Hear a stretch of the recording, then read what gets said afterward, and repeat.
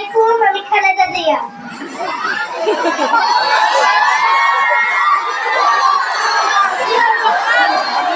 এই দেশের বাহিরে আমার কোনো ঠিকানা নাই, এটাই আমার ঠিকানা।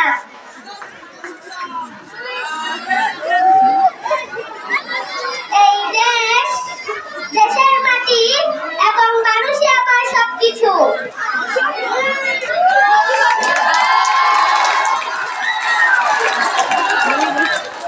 প্রতিশোধ, প্রতিহিংসা, রাজনীতি বাদ দিতে হবে। প্রতিশোধ, প্রতিহিংসাকে এখনো পর্যন্ত কেউ কোনোদিনও কিছু হতে পারেনি।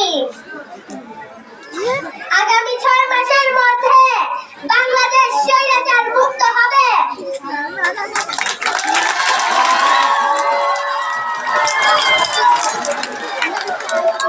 স্বৈরাচার